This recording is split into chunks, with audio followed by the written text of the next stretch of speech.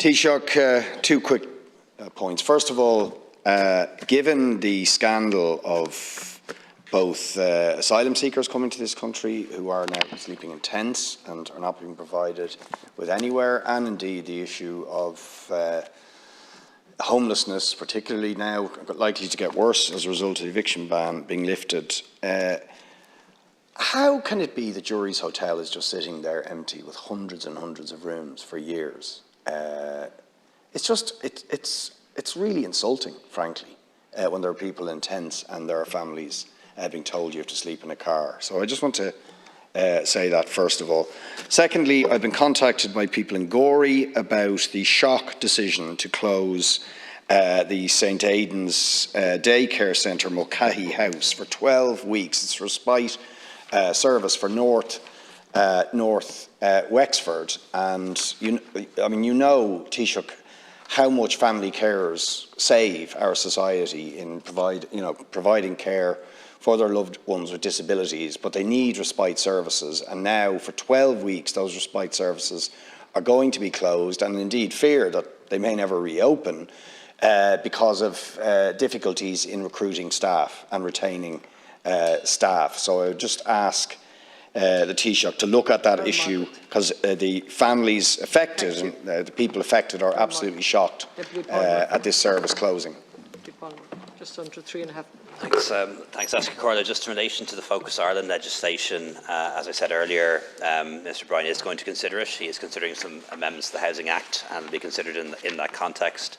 I know local authorities would argue that they already do take into account the best interests of the child, but perhaps that's not what happens on the ground, so we will give some consideration.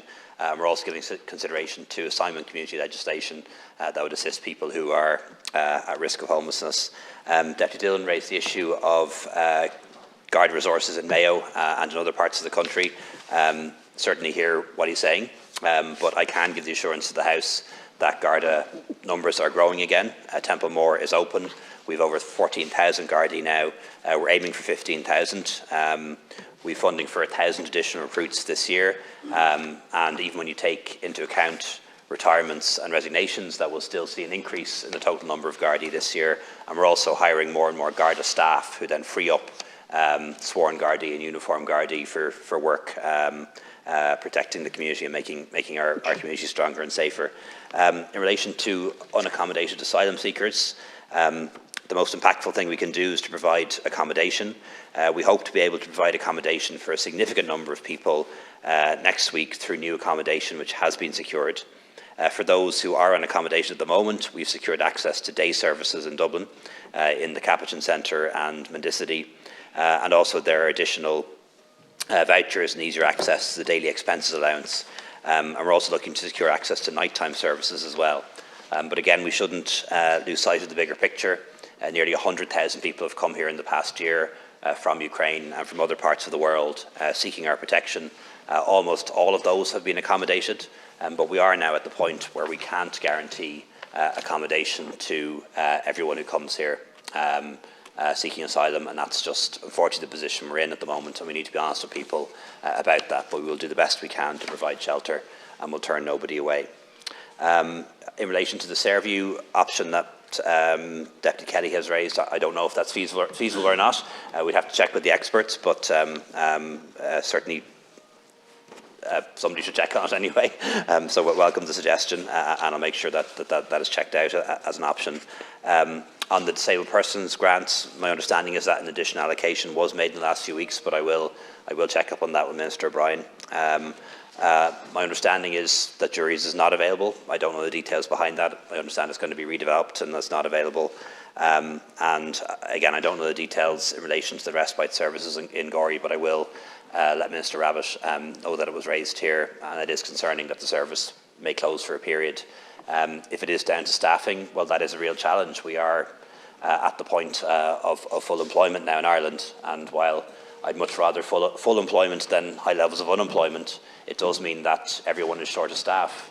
Public sector, private sector, every sector, well-paid positions, poorly paid positions, everyone is short of staff, and that does challenge us to change the way we do things and try and reform services, but that's very difficult, I know, when it comes to something like respite, which is inherently labour intensive.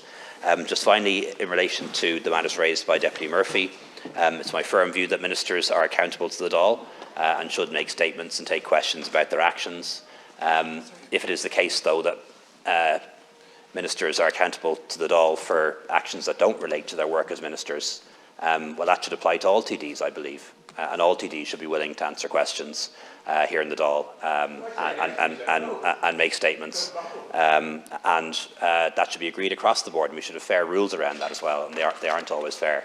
But I don't think it's right that only ministers should be required to account to the Dáil, particularly when it doesn't relate to their ministerial functions, and that's what's being argued here.